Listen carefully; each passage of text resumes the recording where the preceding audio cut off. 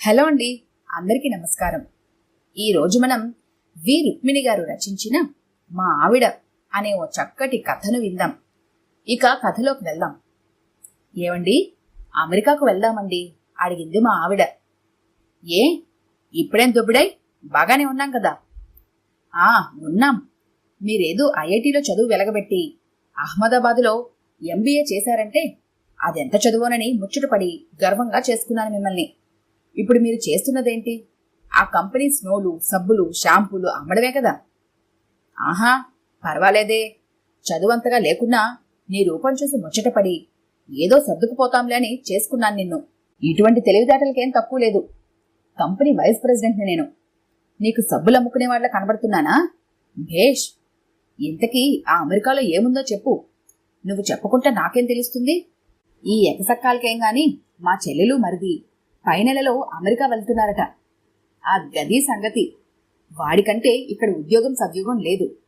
ఏదో వాడి మేనమామను స్పాన్సర్ చేసి పిలిపించుకుంటున్నాడు. మనకేముంది? జీతం కూడా హై-ఫై ఫిగర్స్లోనే ఉంది కదా. ఇక్కడి వసతులు అక్కడ చచ్చినా రావు. కావాలంటే మీ చెల్లెలు వెళ్ళని, తర్వాత మనం కూడా వెళ్ళి చూసొద్దాం ఓ 2 నెలల పాటు. సంబడమే. ఏం చూస్తారంట 2 నెలల్లో? ఎంతో పెద్ద దేశమంట. ఎంత చూసినా ఇంకా చూడాల్సింది మిగిలే ఉంటుందంట. ముష్టి 3 నెలల్లో ఏం చూడగలం? ఎంచక్క అక్కడే ఉండిపోతే మన హరి సరిత కూడా చిన్నప్పటి నుంచి అమెరికాలోనే చదువుకోవచ్చు. ఏ, నేను ఇండియాలోనే బాగా చదువుకోలేదా? బడాయి. ఎంత ఐఐటి అయినా అమెరికా చదువు అవుతుందా? ఈ మాటలన్నీ ఎందుకు గాని చక్కగా అమెరికాకు వెళ్లే మార్గం ఏదో చూడండి. ఇటువంటి సంభాషణలు, సన్నివేశాలు ఫలితమే ఈ అమెరికా జీవితం. పెద్ద మల్టీనేషనల్ కంపెనీ వైస్ ప్రెసిడెంట్గా, కంపెనీ వాళ్ళు ఇచ్చిన పెద్ద బంగళా, డ్రైవర్తో సహా కారు, ఇంట్లో వంట మనిషి, పని మనిషి, ఇంటి చుట్టూ ఉన్న తోట చూసుకోవడానికి ఒక తోటవాలి. జీవితం హాయిగా సాఫీగా సాగిపోతుంది. ఇవన్నీ వదిలి అమెరికాకు పోవటం నాకు ససేమరా ఇష్టం లేకున్నా ఇంట్లో ఇల్లాలిపోరు ఎంత పనైనా చేయిస్తుంది కదా. నా క్వాలిఫికేషన్తో నాకు అమెరికాలో ఉద్యోగం సంపాదించడం అంత కష్టం కాలేదు. ఇప్పటికైనా మా ఆవిడ నా ఐఐటి విలువ గుర్తిస్తుందని ఎప్పుడో ఒక మూల కొంత ఆశ. నా మరదలి భర్త మాత్రం ఒకానొక అనామిక కాలేజీలో ఎంఎస్ చేయడానికి సీటు సంపాదించుకున్నాడు. మా అత్తగారికి చెప్పుకోవడానికి మాత్రం 2 అల్లుళ్ళు అమెరికాలోనే ఉంటున్నారు. అమెరికా వచ్చినప్పటి నుంచి మా ఆవిడ కూడా ఉద్యోగం చేయాలని ఉబలాటం ఎక్కువైపోయింది. పెద్ద చదువుకున్నది కాదని ముందే చెప్పాను కదా. కానీ చూడముచ్చుటుగా ఉంటుందేమో. మంచి డిపార్ట్మెంటల్ స్టోర్స్లో కాస్మెటిక్స్ విభాగంలో సేల్స్ గర్ల్గా జాబ్ ఈజీగానే దొరికింది. ఒక ఎంఎన్సీ కంపెనీ వైస్ ప్రెసిడెంట్ భార్య సేల్స్ గర్ల్ కింద చేరిందంటే నాకు మాత్రం కుంజర యూధంబు దోమ కుట్టుకు చొచ్చను అన్నట్టుగానే ఉంది. నా పరిస్థితి ఏమంత మెరుగ్గా లేదు. ఇంటి విషయాలకొస్తే పొద్దున్నే లేచి చచ్చి చెడి పిల్లల్ని రెడీ చేసి వాళ్ళకు టిఫిన్ బాక్సులు కట్టి మేము తల బాక్స్ తీసుకుని ఈశ్రోమంటూ బయలుదేరేవాళ్లం ఎవరి పనులకు వాళ్ళు. వింటర్ అయితే మరీ బాధ. చలికి గజగజ వణుక్కుంటూ తల నుంచి కాళ్ళ వరకు పకడ్బందీగా ఉలెన్ బట్టలు తొడుక్కొని ఇంటి ముందున్న స్నో అంతా తవ్విపోసి, మా ఆవిడ ముందే చెప్పింది కదా స్నోలు పౌడర్లు అమ్ముకునేవాడినని, భయం భయంగా కారు దగ్గరికి వెళ్లేవాడిని. అది స్టార్ట్ అవుతుందో లేదో అన్న భయం. ఎంతైనా సెకండ్ హ్యాండ్ కారు కదా. పైగా ఈ మధ్యలో డ్రైవింగ్ అలవాటు లేదు. ఇండియాలోనైతే ఇంట్లోంచి కాలు బయట పెట్టగానే నిగనిగ మెరిసే కారు డోర్ తీసి పట్టుకొని గుడ్ మార్నింగ్ సార్ అంటూ డ్రైవర్ రెడీగా ఉండేవాడు. ఆఫీస్ ముందు కారాపి మళ్లీ డోర్ తెరిచి పట్టుకునేవాడు. ఎక్కడో పిల్లల్ని స్కూల్లో దింపి మా ఆవిడను వాళ్ళ స్టోర్ ముందు దింపి ఎక్కడ పార్కింగ్ దొరికితే అక్కడ కారు పెట్టుకొని అక్కడి నుండి ఆ చెలులో వణుక్కుంటూ లెఫ్ట్ రైట్ కొట్టుకుంటూ ఆఫీసు చేరడం. ఇండియాలో నేను ఆఫీస్కి రాగానే నా సెక్రటరీ చక్కటి చిక్కటి కాఫీ చిరునవ్వుతో పాటు అందించేది. ఇక్కడైతే గబగబా నా గదికి 4 గదులు అవతలున్న రూమ్ చేరి అక్కడ మన కాఫీ మనమే కలుపుకోవడం. అక్కడ ఒక గిన్నెలో డికాక్షన్, మరొక దాంట్లో పాలు, పక్కనే పంచదార, షుగర్ ఫ్రీ పొట్లాలు ఉంటాయి.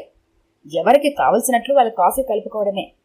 అలవాటు లేని ప్రాణమేమో ఒకరోజు పానకం, మరొక రోజు కషాయం తయారయ్యేవి. అష్ట కష్టాలు పడి వారం రోజుల్లో నాకు కావలసినట్లు కాఫీ కలుపుకోవడం నేర్చుకున్నాను. ఇవన్నీ ఎలా ఉన్నా ఆఫీస్ పని మొదలు పెడితే మాత్రం ఏం కష్టం అనిపించేది కాదు. ఇంతకన్నా ఎంతో కష్టమైన క్లిష్టమైన పనులన్నీ చేసి ఉన్నాను గనక ఇవేమీ కష్టమనిపించేవి కాదు. ఇదే ఒక పనేనా అనిపించిన సమయాలు లేకపోలేదు. అసలు కష్టమంతా ఇంటికి చేరాలంటేనే. దోవలో మా ఆవిడ్ని పికప్ చేసుకోవాలి. ఇంటికెళ్లేసరికి పిల్లలిద్దరూ అప్పుడే వచ్చేసి ఉంటారు.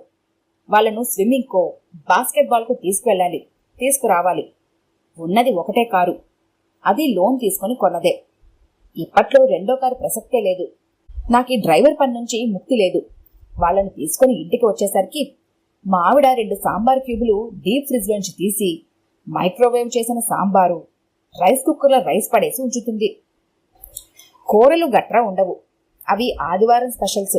సైడ్ డిష్ కింద చిప్స్ ఉండనే ఉన్నాయి కదా.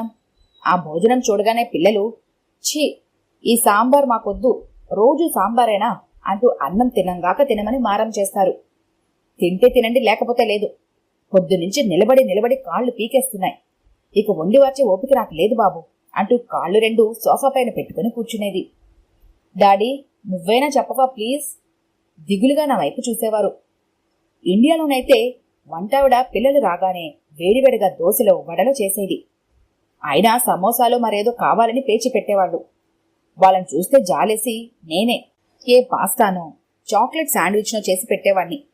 ఇవన్నీ చేస్తూనే ఆ రోజు పోస్ట్ చూస్తే ఏముంది, అన్నీ కట్టవలసిన బిల్లులే. అప్పుడప్పుడు మరో రకం తాకీదులు.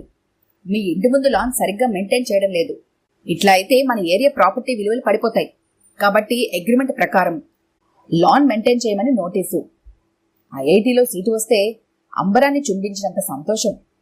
ఐఐఎం అహ్మదాబాద్లో సీటు వస్తే ఆకాశంలోని తారల్లో మనమొక్కరం అన్న ఫీలింగ్. అనుకున్నట్టుగానే మంచి ఉద్యోగం. ఈ రకమైన జీవితానికి మమ్మల్ని తయారు చేశారు గాని గడ్డి కోయడానికి, వీధులు చిమ్మడానికి మమ్మల్ని తయారు చేయలేదు కదా. ఈ గడ్డి కొయ్యడం మీద నేర్చుకోవాల్సిందే, తప్పదు. రోట్లో తలపెట్టి రోకల పోటీకి భయపడితే ఎలా? పిల్లలు ఏదో తిని పడుకున్నారు. ఇక కాస్త రెస్ట్ తీసుకుందాం అనుకుంటుంటే మా ఆవిడ వచ్చి, మర్చిపోయారా, ఈ వారం వంటింటి డ్యూటీ మీదే కదా. గిన్నెలు కడగాలి, వంటిల్లు ఊడ్చి తుడవాలి, కుకింగ్ రేంజ్ శుభ్రం చేయాలి అంటూ వరుసగా లిస్టు చదివింది. తాను మాత్రం ఎవరో ఫ్రెండ్ దగ్గర నుంచి తెచ్చుకున్న కభీ ఖుషీ కభీ గమ్ సీడీ చూడ్డానికి రెడీ అయిపోయింది. వంటింట్లోకెళ్లగానే నాకు మా అమ్మాయి గుర్తుకొచ్చింది. మా అందరి భోజనాలు కాగానే అమ్మ వంటిల్లంతా సర్ది, వంట చేసే చోటును పేడతో అలికి ముగ్గు పెట్టి, కుంపటిలో బుగ్గులు వేసి పెట్టుకుని పక్కనే కాఫీ ఫిల్టర్, పాలగిన్నె రెడీగా పెట్టి వచ్చి పడుకునేది. ఇక్కడ కొంచెం మోడర్న్గా అయినా ఇంచుమించు అదే ప్రక్రియ. పేడ ప్లేస్లో సబ్బు పొడులు వచ్చాయి, అదే తేడా. పనులు మాత్రం అవే కదా. ఉద్యోగం వచ్చిన తర్వాత ఈ పనులన్నీ ఎట్లా జరుగుతున్నాయో గమనించలేదు. అసలు మా ఆవిడికైనా తెలుసా అని నా సందేహం. అయ్యో, అయ్యగారు వంటింట్లోకి వెళ్లి మంచినీళ్ళు తీసుకుంటున్నారు, ఏమైపోయారు మీరంతా అని ఒక్క కసరు కసరే మా ఆవిడ ఇక్కడ చిద్విలాసంగా సోఫాలో కూర్చొని, అయ్యగారు, నీ అవస్థ నువ్వు పడు అని నన్ను వంటింట్లోకి తరిమేసింది. ఇదంతా అమెరికా మహత్యమే కదా. పాపం, కడుపులో చల్ల కదలకుండా కూర్చునే మా ఆవిడ మాత్రం ఇప్పుడు పొద్దున్న 9 నుండి సాయంత్రం 6 వరకు ఆ స్టోర్లో నిలబడే ఉంటుంది కదా. పట్టెగొలుసుల ప్రతిబింబాలు కనిపించేలా నిగినిగిలాడే ఆ పాదాలు ఇప్పుడు కలతప్పి మొరుటుగా తయారయ్యాయి. మహారాణిలా ఇల్లంతా తిరుగుతూ ఏ చీకు చింత లేకుండా ఉండే మనిషి ఇప్పుడు పొద్దున్నే లేచి తయారవడానికి ఎంత హైరాణ పడుతూ ఉంటుందో చూస్తే నాకే ఒక్కొక్కప్పుడు కన్నీళ్లు తిరుగుతాయి. ఎందుకొచ్చిన అమెరికా? ఉన్నట్టుండి మా చిన్నారి సరితకు జబ్బు చేసింది. ఆఫీస్లో డెడ్ లైన్లు. క్రిస్మస్ టైమేమో మా ఆవిడ కూడా యమా బిజీ. కాస్మెటిక్స్కు హెవీ సేల్స్ టైం అది. బేబీ సిట్టర్ను పెడితే ఒంట్లో బాగాలేని పిల్లను నేను చూసుకోలేను అనేసింది. సరిత సరే సరి వాళ్ళమ్మను వదలకుండా పట్టుకుంది. ఇక లాభం లేదని ఆ రోజు నుంచి ఉద్యోగం మానేసింది. నాకు అట్లాగే అనిపించినా నేను మానేస్తే ఎట్లా? పాపను హాస్పిటల్లో చేర్పించాల్సి వచ్చింది. ఇంట్లో వారిని చూసుకునేదెవరు? ఊరికి కొత్త కావటంతో తెలిసిన వాళ్ళెవరూ లేరు. అదే ఇండియా అయితే ఎంత బలగం! వంటావిడ, పని మనిషి, ఆఫీస్ స్టాఫ్. అంతగా అవసరమైతే పరిగెత్తుకుని వచ్చే తాతయ్య, నాన్నమ్మ, అమ్మమ్మ, మామ, మరెందరో. ఇక్కడ ఎవరున్నారని? పిన్ని ఉన్నా చాలా దూరం, కాలిఫోర్నియాలో. తాముండేదేమో న్యూయార్క్. పాప ఆరోగ్యం అంతంత మాత్రంగా ఉండంగానే ఇంటికి పంపించారు. మా ఇన్సూరెన్స్ కవర్ చేసేది అంతవరకే. బాగా రెస్ట్ కావాలి పాపకు. 2 రోజులకొకసారి డాక్టర్కి చూపించాల్సి వస్తుంది. తనేమో డ్రైవ్ చేయలేదు. నాకు ఆఫీస్ పనులతో పాటు హాస్పిటల్ పని. ఇవన్నీ చూసి మా ఆవిడ ఒకంత చెల్లించింది. అన్నీ సర్దుకున్నాక చూస్తే బ్యాంక్ బ్యాలెన్స్ అంతంతగానే ఉంది. ఇద్దరం పనిచేస్తున్నా ఇట్లా ఉందేమిటి పరిస్థితి? అక్కడ మీ ఒక్కరి జీతంతో ఎంత దర్జాగా ఉండేవాళ్లం అనేసింది పుట్టుక్కున. సంవత్సరం కావస్తున్న అమెరికాలో ఏమీ చూసింది లేదు. హాలిడేలంటే బాగా ఖర్చుతో కూడుకున్న పని. ఇవన్నీ చూసి ఏమనుకుందో ఏమో. మనం ఇండియాకు వెళ్ళిపోదామండి అనింది ఒక అన్గార్డెడ్ మూమెంట్లో. ఆ మాట అనడం తర్వాత నేను ఆ పనిలోనే పడ్డాను. ఎక్కువ ట్రబుల్ లేకుండానే మళ్ళీ ఒక ఎంఎన్సీ కంపెనీలో మంచి ఉద్యోగం వచ్చింది. ఐఐటి, ఐఐఎంలకు తోడు అమెరికన్ ఎక్స్పీరియన్స్ కూడా జత చేరింది కదా, మరింత మంచి జాబే వచ్చింది.